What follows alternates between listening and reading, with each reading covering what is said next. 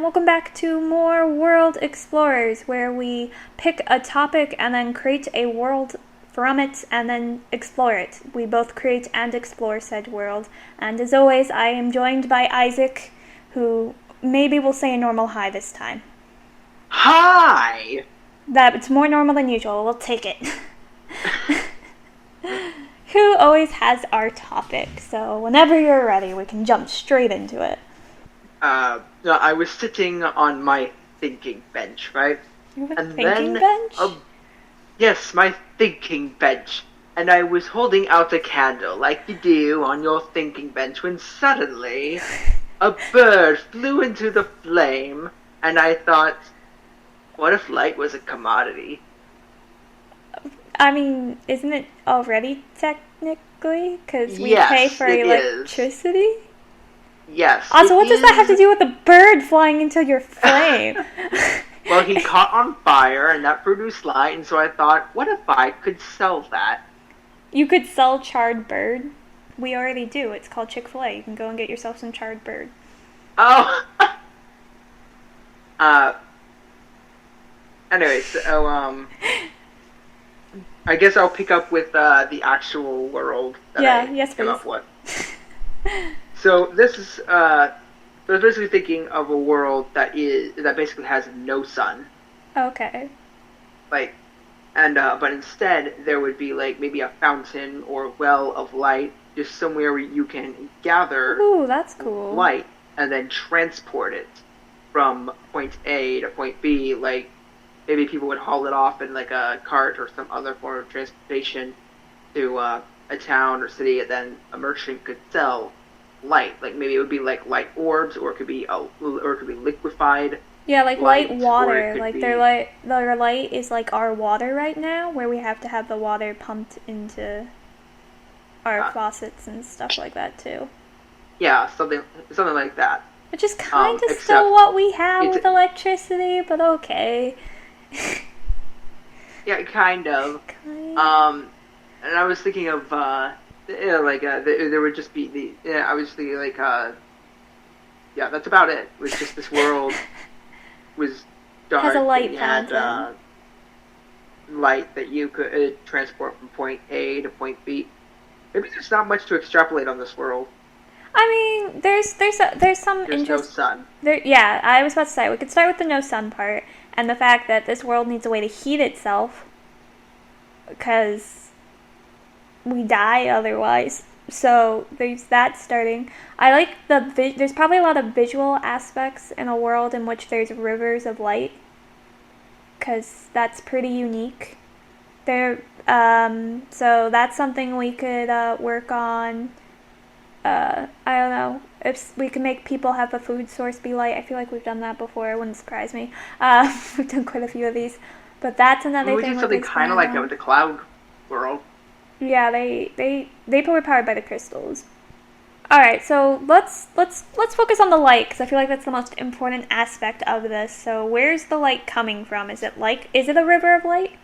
It would be something where there was only very few points in the world where you could actually access it. Like, Yeah. not everybody would have access to easy light.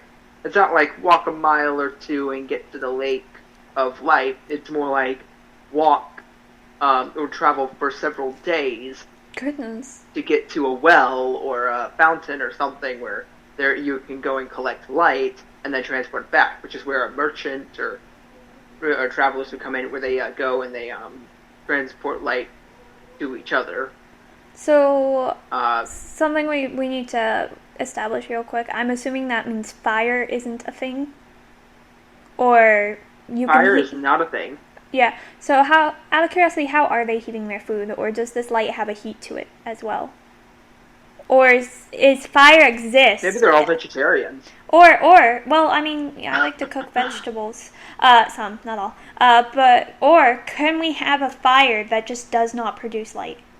And maybe this light source well thing actually instills light into objects. So, like, you can put it in your fire and it lights up, makes the fire light up. Or you can put it into some, like, rock or something and it makes the rock light up. You could even put it on yourself and it makes you light up. Okay. Yeah, that could happen. Like, We could do that, and then everybody who's very rich in this world would just have a glowing house. Yeah, yeah. Or they all just they glow completely. I mean, I sense a cult arising, in which they bathe in the light, literally. Uh, Not just an expression now, guys. You can actually bathe in the light without getting sunburned. But I kind of like the idea of a dark fire.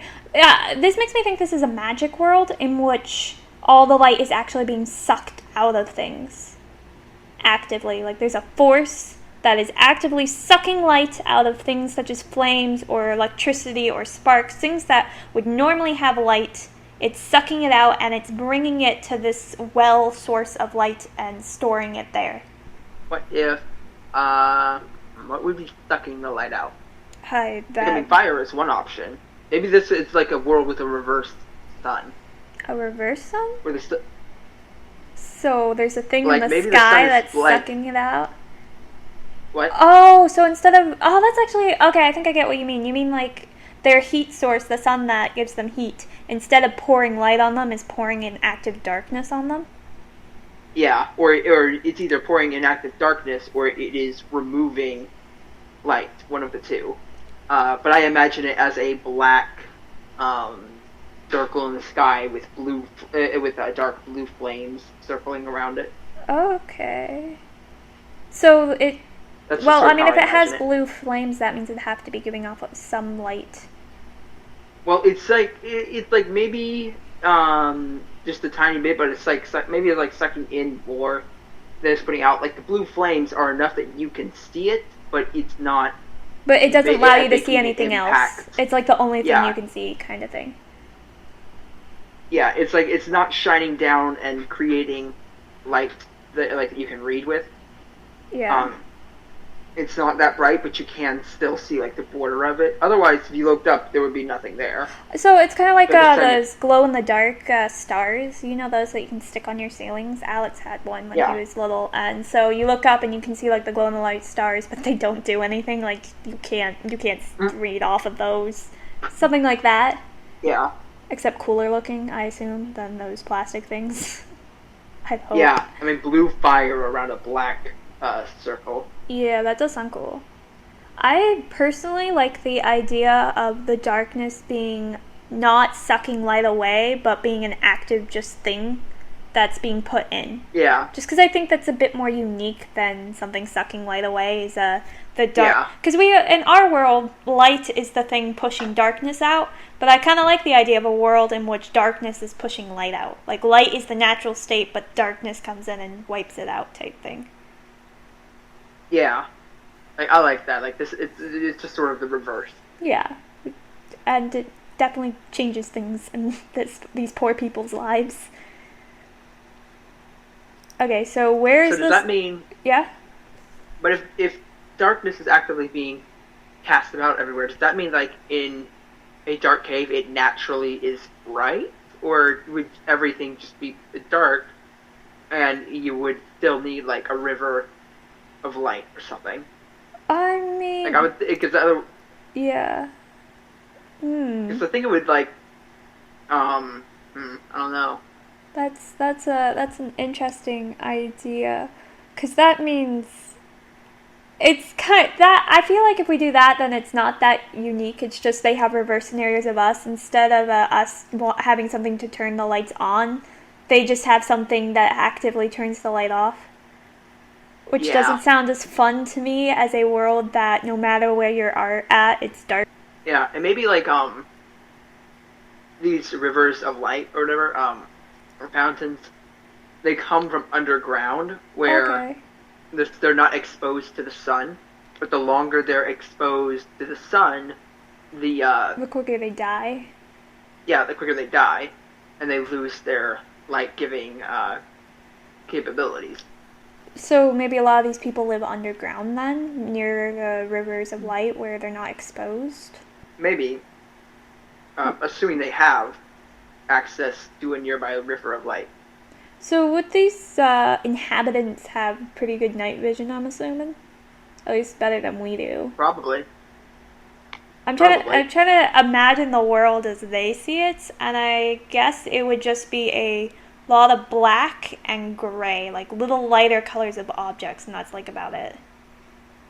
So, not much color, very limited vision, but you can at least see items and things moving. I just don't. A world in which everywhere you walk you stub your toe does not sound entertaining to me. Yeah, I mean, it might be funny for the first like first chapter, but by chapter 2, you're just like, we get it. It's dark. You're stubbing your toes. Let's move on, please. Whoever is a shoemaker in this world is making a killing. Yeah. If they could see enough to get the supplies and make the shoes. Yeah. Well, that just makes shoes cost even more. I mean, that makes everything cost more, and therefore nothing actually costs more. That's true. Because that's how that works, isn't it? If everything's made harder, then nothing's made harder. Yeah.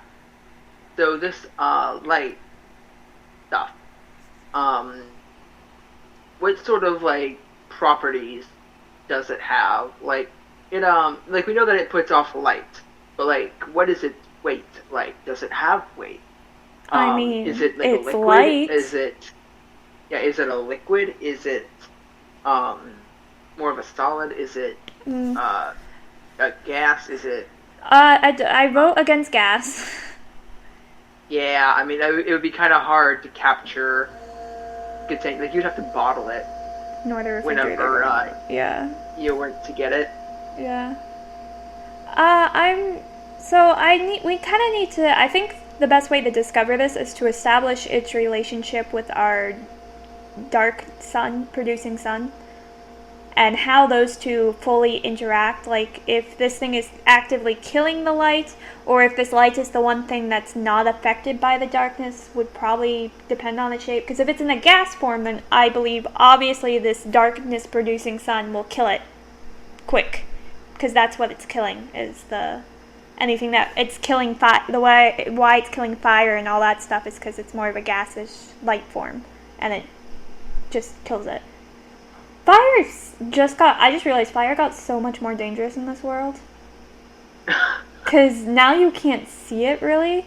You can feel it, you can burn from it, you could die from it still, but you can't see it. Well, what if it was similar to the sun, where you, where it's like had that blue or red, and the red and the blue and stuff, and the orange. But you could kind of see it, but it wasn't really putting off any light. Yeah, if you held your book really close, maybe you could read it, but you might also burn your pages. You probably burn your pages before you get enough light to read it type. No, that's a really good idea. I approve of that. That way no one's dying via fire. Yeah. Is there also a moon in this world, and if so, what does it do? Is there a day and night cycle? I don't think there is. Maybe the time the moon comes out is it actually produces more light than the sun does, and during nightfall, when the moon comes out, people can actually somewhat see. Well, in that case, it's just us, but day is night and night is day. Yeah, it's kind of like the reverse for us, where people would actually be out while the moon is up. Well, in which case, wouldn't they just start calling the moon the sun and the sun the moon? Well, maybe, but yeah. Why don't we call our sun the moon and the moon the sun? Because words are basically just sounds. Exactly, though. But what I'm saying, you're just proved my point. What I mean is, if we do that, then this world is just our world. There's yeah. No this. I think we only have darkness sun, and there's no this world doesn't orbit. It's just there. However that works. Okay. I mean, the darkness sphere could actually, the sun, with quotation marks, might not be a star in the distance, but something that enwraps the planet. Oh, so it's like more like the whole sky. Yeah. So the sky's more causing it, and then I don't know, it's a pretty sky at least. It's eternal darkness, but it's a pretty sky. You just have a blue flame sky. I mean, I guess eventually it's just normal More so than us looking at stars. It's even more normal because you get it 24/7. Yeah, and for us, it's like at least for us, we have a variety. We've got stars, then we've got storm clouds, then we've got clear skies, then we got sunset. Sunrises, which somehow they're different. Don't know how, but they are. They have very slightly different colors. Yeah, and they have a different feel about them. It's probably your wake level that causes that, though. Probably. I'd imagine. But yeah, we have a lot of variety. They wouldn't. I mean, I'd like the idea that the flames move about, kinda. Just because that looks cooler. Gives them so they can do you know how we do cloud watching? They do flame watching, and they look for shapes in the flames. Because that's just I like that idea. If they could even see anything to get the shape. I mean, they can see the flames fine. They just Yes, but they'll what about produce the rock that they stubbed their toe on? Well, I mean, when you're cloud watching, you're usually just like laying on the ground looking up. I'd imagine when you're flame watching, you're not walking around looking up at the flames, and then, I mean, if you do that cloud watching, you're gonna trip into something. In this world, that's suicide. Alright, we need to get back to the River of Light. I feel like we're avoiding it. Okay, so River of Light. I have two different ideas. One could be it's just like a liquid, like water. Okay. And another could be that it's more like orbs of light. That the longer they are exposed to the sky, or the more that they become less solid, and they do actually sort of melt into like a gelatinous sort of form before eventually turning into a liquid and then dissolving. Okay, the biggest question though is this light source, we need it to be infinite. Or else this world's just not gonna last forever. So if I was imagining it coming from underground, but I don't know what the original source would be. Yeah, but it needs to be something renewable. Because water, the idea is that it kind of evaporates into the darkness and then sinks back to the ground and comes back up. And I guess with the orbs you could do the same thing, like it turns into the gaseous form and then the darkness pushes it back into the earth and then it comes back up. So I guess it works both ways. That's it. The darkness pushes it back into the ground, kind of like it rains here. There, it just, as it fades and dies, it's actually just going back into the earth. So it's either going back into its water form in the river, or it's being formed and pressured into earth, into ball things that pop up eventually. Back up eventually. There you go, infinite dissolving, evaporating, and being forced through the ground. Yeah.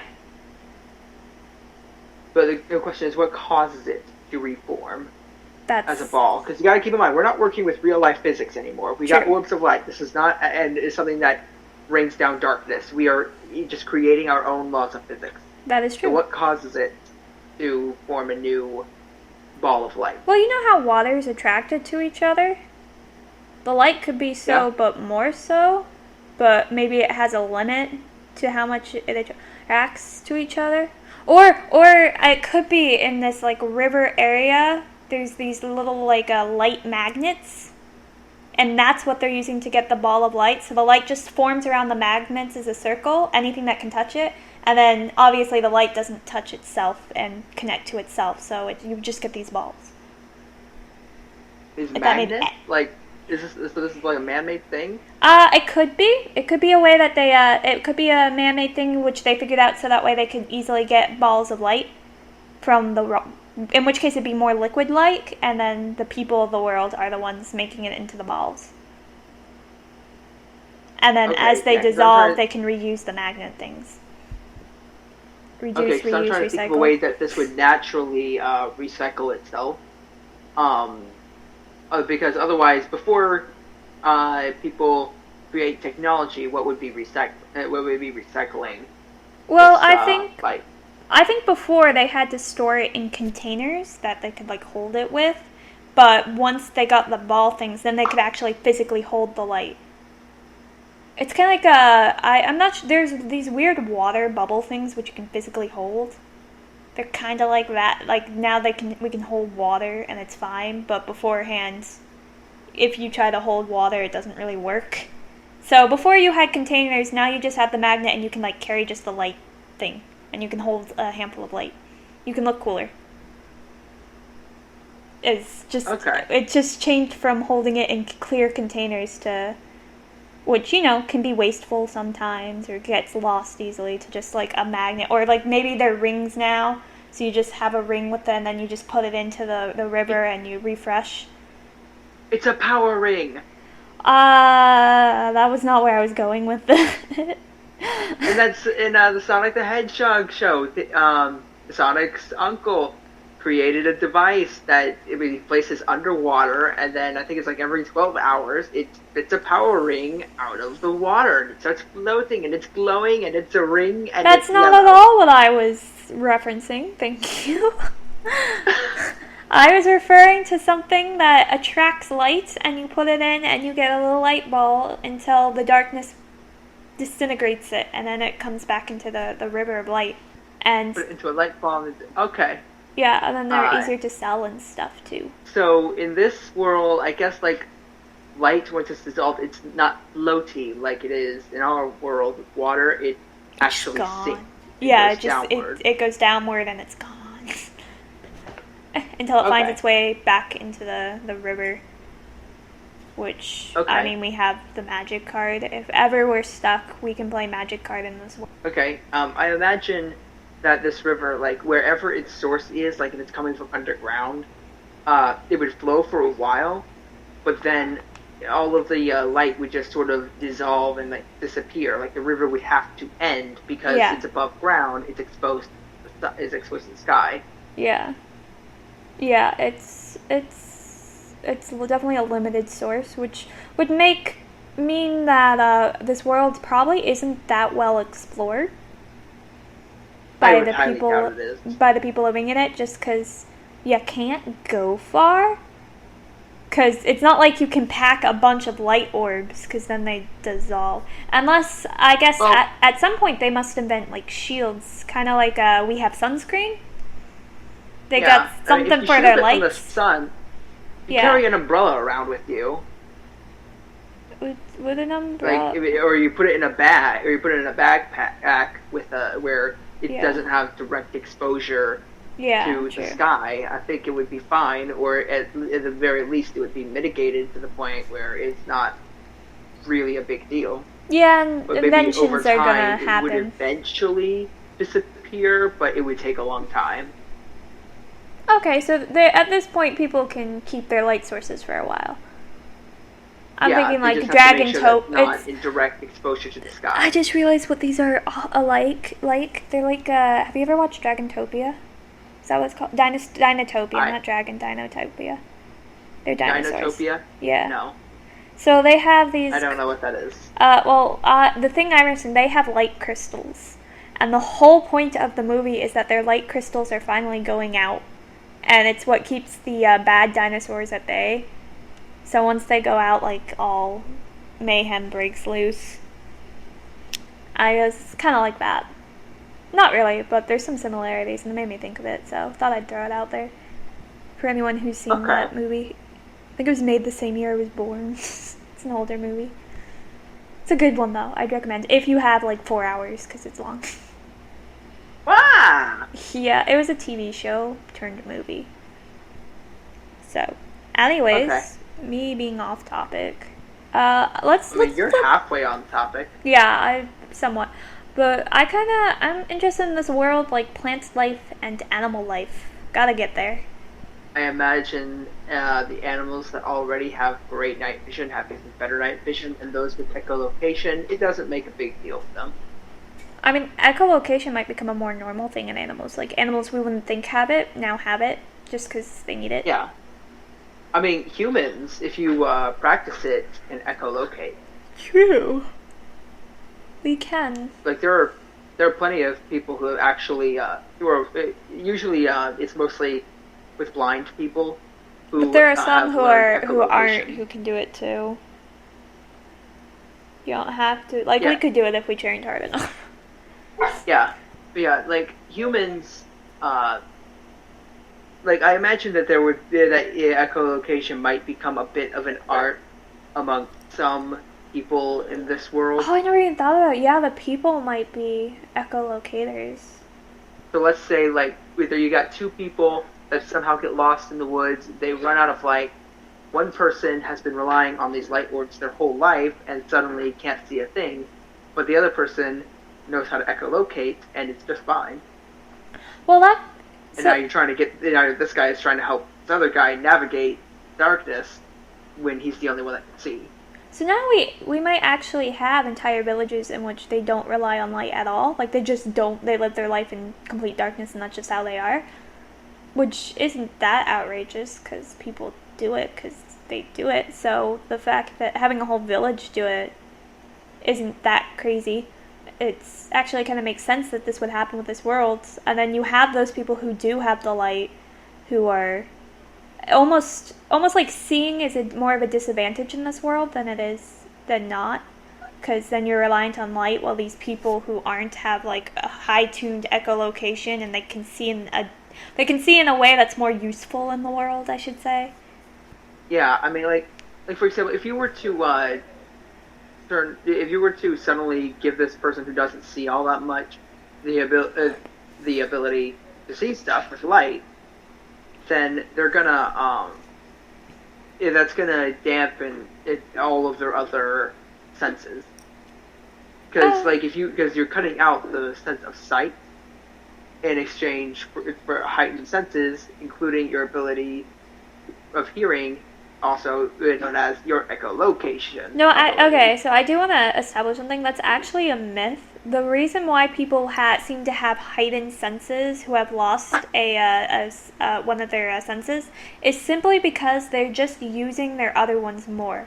So these people, once they gain like sight with light and stuff, they're not gonna lose their hypersensitivity because because they've used those things so long that they just have them. Now, if they were to join the light people and like never stop using those senses more, then they'd start losing it. But it's not like an instant thing. So yeah. Okay, because I was thinking like it would still be. I was thinking the way it would work was there would be too much, basically distractions and other inputs into your senses. But the more senses you have, like if you suddenly add on the ability of sight, that's just another input into your brain that you have to keep track of. Yeah, it doesn't actually work like that. Our brains are pretty amazing to keep up with it, because like I have times where my hands are extra sensitive because I've been doing a lot of things with them, and so which involve feel, like I crochet and stuff, and I tend not to look when I'm crocheting. I probably should, but I don't, which means I'm just feeling when I'm doing it, and so my fingers are a bit more sensitive to some other people. But I also go times when I'm not crocheting at all for like months at a time, and then I find myself losing that. So it's something you can lose and gain. It's all about just practicing with it. It's the same like how people who do echolocate can be sighted people and they can still do it. Those who are blind, yes, have an easier way to learn it because they find they rely on it more and therefore practice more and are like more eager to learn it because they have a necessity, while we don't. We have these other senses we could rely on, and therefore there's no need for us to heighten these senses. But if we wanted to, and we were willing to put in the work, we could. That's how senses work, guys. There's your science lesson for the day. Yeah, now you gotta wonder how many people, like if there would ever be like a society of people who don't live with light, but never thought to echolocate or didn't realize that they could. Like they know they can hear, but they don't make the connection that they can echolocate. Like until it's pointed out to you, you don't know that humans can echolocate. Well, you have to be told that you can echolocate. Most people don't realize right off the bat they can echolocate. It depends. It actually depends on the animals about them and how much they interact with the animals. Because children replicate animals like all the time, so often. So if a child is seeing like an animal do something, or even an adult, or they're watching these animals and they're studying them, because like that's how we learned we could do it, was by replicating animals that could, and then from that we're like, oh, some of us can actually do this if we try hard enough. So if there's a ton of animals and that's like what they're doing, these people are more likely to figure it out faster. Now we just gotta know whether or not these people can see the animals enough to study True. them and realize that's what they're doing. Is that they're I mean, echolocating. it could be just something like instinctual born in them, kind of like for us as babies is to cry when we need things, and like that's something instinctual or us, or to like bond with certain people as young, or animals have tons of instinctual things that they have to figure out, especially the poor animals, which parents just dump them when they're born. So, it could just become something instinctual that maybe everyone in this world has this instinct to do it, but those of the light people with the access to the light just suppress it because it's not as necessary to them.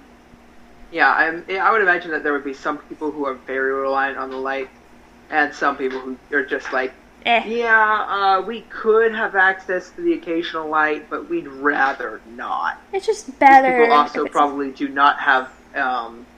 There are some. I imagine there are some people who could occasionally get the occasional access to light. Would say, yeah, no, we don't want that. We rely on echolocation.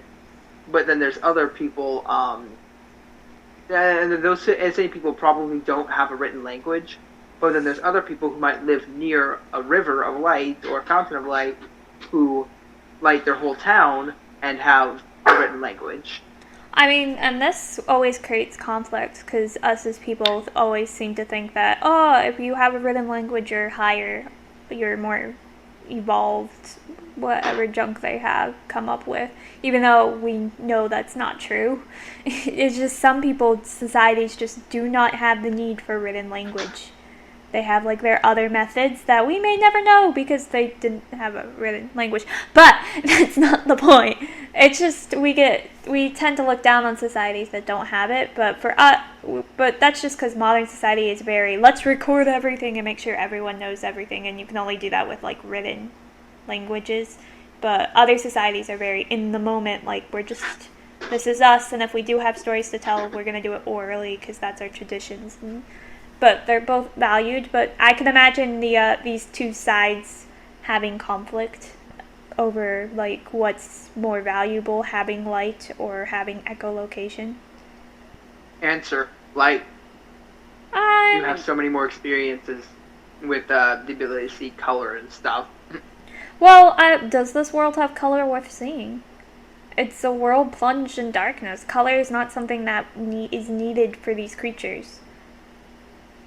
It's not needed, but it's but for humans at least, it's like it's a nice experience. Yeah, but I do not need candy, but I am eating Smarties as we talk. Great. Well, what I meant by that was the creatures itself. Plants and creatures, they tend to lose things that's not needed for them to survive. And one of those is going to be color, especially if we think things that are more important in a darkening world, such as the better echolocation, better smell, maybe better hearing. When things like that become more important than color, the species that has better those and will outlive those who have color. And that's just what's going to happen. Some things are going to get heightened while others are going to get lessened, and color is going to be one of the first things to go. Just look at cave dwellers in the real world. Those creatures don't have much color. And their colors they have are not the prettiest because they just lost the pigments. Because it wasn't important. Fair point. What? I said fair point. Yep. So, color might honestly, even with the light, everyone's just very gray. It just means you can see shapes better. So I guess you can get a pleasure out of shapes you can't really get out of. But even then, echolocation, the way it works, it kind of maps it up in your brain. So even then, you understand shapes. So they kind of have the same understanding. I don't know. I'm honestly, they seem very even, actually. Except one I think allowed. you can see further. Yeah, true. You can also see further with light. True. That I will give you. But you'd also have to have a bright enough light or a light at the location that you want to see. Yeah. To be able to actually see it. Yeah. There's pros and cons for both, and I guess that's the fun of this story, is that you would get to explore two societies, one who's for one and one who's for the other, and then, use those pros and cons as you want when creating stories. Who would have thought that there would be cons to actually being able to see what's in front of your face? There are, though. If you ask people who are who are content and have kind of embraced their blindness, you'll find that they can list a ton of cons, a ton of pros. Not, I mean, there are cons, but like a ton of pros that they have over us. There's just also in a world which we do have color and sight is that we've made sight such a big deal, that our society has made it a big deal, has created a lot more cons for them, but. There are pros to it. We just don't think about it because we are in a very visual world. But this is a planet which isn't a visual world. This is a planet where things like hearing and smell and touch are more important just because of the way it is. Yeah, our world currently relies on the Visuals. ability to see for a lot of things. Yeah. Like, we couldn't do a podcast without the ability to see our screen. Yeah. But that's just because that's how our world developed, because we have the sight. But think about it, in a world where we didn't have sight, things would change differently. So instead of stop signs and stuff like that, it would all be audio. So it would just be like, all of it would talk, which is something we're starting to do now. Like, we're starting to realize the value of having it talk to us, just for a lot of reasons. Stuff like that. I'd imagine Sense could get some interesting usage that we don't think about using now, just because we don't have the need for it. And then textile things, language in which the language is a feel, like Braille. So writing, these people could could have a written language, the ones without the light, because Braille is a thing. It's a textile language, one where you feel it instead of a. They could even have a knotted language. There's a society in which they did knots, and that's how they counted and stuff like that. It's really cool. So their books, we don't know how to translate it. So we have no clue what they said. We just know that we think it's numbers. But for all we know, it could very well be words, and we could be holding this group of knots as actually an entire story. And the history of this place. And we just don't know how to deal with a textile language. So yeah, they could totally have their own, not necessarily written language, but textile language. It's kind of written, but not quite the same. It can do the exact same thing, though. Yeah, it's not ink and paper. It's a different medium for creating your language. I don't know how they do it. It could be something we could dive into if we want, how they have their written language. But I like the idea of doing a knotted thing. There's a knot for us. We have our alphabet. For them, each knot's a letter, and they're just really quick at it. It probably, whatever it is going to take longer. Writing for them takes longer, so it's probably not as big of a deal for them. But they can still write. They can still have their signed documents and all that stuff. We feel like a higher society has to have for whatever reason. So, but imagine sending a letter to somebody, and it's you go over to your mailman. It's here, you got this massive envelope that's just several feet wide and tall, and it's just got this huge bulge in it. And it's I'd like to send this rope filled with a whole bunch of knots to my friend. Okay, I imagine it would be smaller thread, and maybe it's a spiel, and they roll it up. So you know a sewing thread, those things. Okay, so it's something really thin like that. Yeah, and then you just, because remember, these are people whose fingers are hypersensitive. They can make the knots. They have to be able to read the knots and make the knots. They're good. They know what they're doing. Okay. I mean, and who knows? Maybe for them they can do it. And I'd imagine their language would be a very condensed one, possibly. So a more simplified language, just so they can do it faster. Oh yeah. Kind of like a. Would absolutely be simplified. Yeah. So I plus art's gonna be fun in this world too, because there'll be textile art. Yeah. I love textile art. I feel like there should be more of it in the world, where you can touch it. Sending. Imagine two people become friends from different societies, different towns, one with light, one without, and then they try sending letters to each other. One sends this little string covered in knots. He's like, "What is this?" Sends a reply letter, it just with a normal written language. She's like, what is the I point can't of this see thing? What it. is the purpose? I Is this a can't- symbol of our friendship or something? Yeah. At the back, and he's just like, Yeah, no, that's a fun thing, and there's the language. I mean, there might be a language barrier in general between these. I'm not sure if they'd speak the same. I'd imagine they interact, so they may have the same language, but I imagine there'd be dialects instead. So slight differences. Okay. Just because when you live separate societies, differences occur. Like, you could tell the languages have the same core, like they started from the same place, but they've diverged a bit. okay, so Yeah. real quick, Yeah. before we end this episode, I'd like to say a story idea. Okay. The one of the fountains or rivers of light, waterfall, whatever it's coming from, suddenly one day stops producing light. Oh, that is a The good town story. is now being very conservative with their light and trying their best to shield it from the sky. Pull a Okay. story out of that. I don't know what the story would be, but Well- I think that's an interesting start. Okay, this might actually introduce a fun thing into the world. Do we have light-eating creatures that are actively hunting the light? Like, they're not bothered with these villages that don't have light because they don't have light, so they, like, leave them alone. But they do, like, attack the light peoples. Can we have light-eating monsters? Okay, yeah. So what would they be called? Oh. Light eaters, light suckers.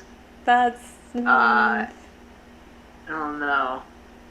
I Like, we come mean- up with creature names. Look, We this always is have a trouble coming world up with we've creature established has a unique language. It would be something based in that language. And since we don't know that language, we can't name them. names. I imagined them as lizards for some reason. Like Yeah, I lizard-like did creatures. too. I imagine them having like really long tongues, like anteater tongues. I don't know why, but I feel like they'd have an anteater-like tongue. And they just slurp up whatever light they come across. Exactly, yeah. And now you've got an infestation underground that's slurping up the light. A little colony of these things has started forming underground that connects to your fountain. So Yeah. your town is now running low on light. And then your protagonist is going off and figure out what's causing this. And they meet these creatures, and then they have a, what do we do with this thing? Because, It's like, oh no, we're overrun. Or maybe maybe finding the creatures makes things worse. Like, maybe he's dug a tunnel or broken open a cave or something. and now they're like loose in the actual city. And now they're loose in the town, and they're not just like a bunch of small mice pests, but now they're sucking up people's light boards. And that they're now carrying their around with only hope is to go and ask aid from a village that they have been mocking for centuries because they refuse to use light. Yep. Yeah, that's a really good story. Someone write that. Yes. I won't because I have too many other projects. Agreed, but I like this world. I like a world of darkness and these two different societies and the idea of textile languages and stuff. It's cool. I think this world, we were able to build upon it and extrapolate it a lot more than I originally thought we would. Good, because these podcasts have to fill an hour. We gotta. Yeah, because I was thinking to myself, wait, is this episode only going to be about 5 minutes?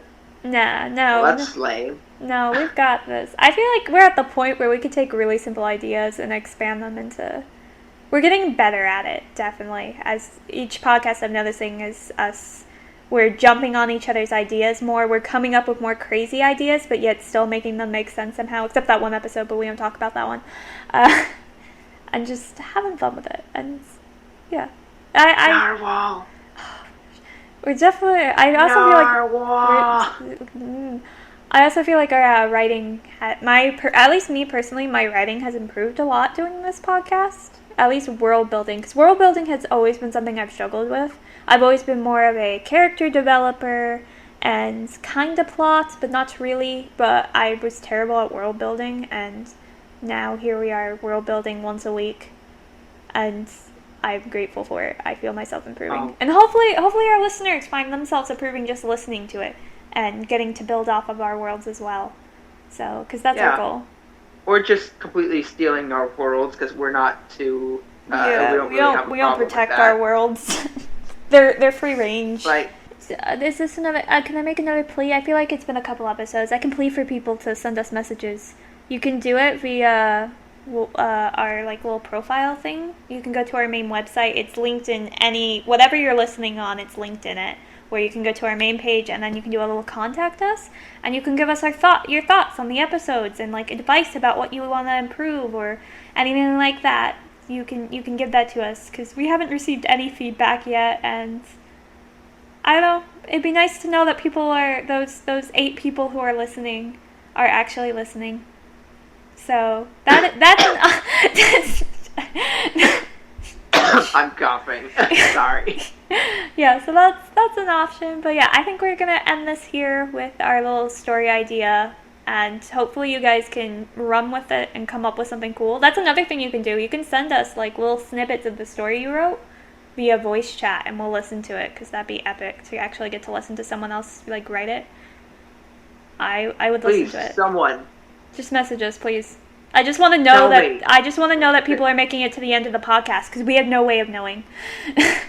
So Yeah, somebody out there, please tell me how good of a story you can pull out of the narwhal world. I want to know the first version, not the second version. I want to know about the version with the cotton candy wingless birds and the crazy weather. yeah, good luck with that. Anyways, we're gonna end this episode off here, and we will see you guys next week when we start exploring yet another world. Bye! Bye! No song today. Like a song that's related to light. I'm sure there are some out. I'm drawing a blank. That's okay. We're gonna skip the song today. Maybe next week. Bye, everyone. Yeah, I'm drawing a blank.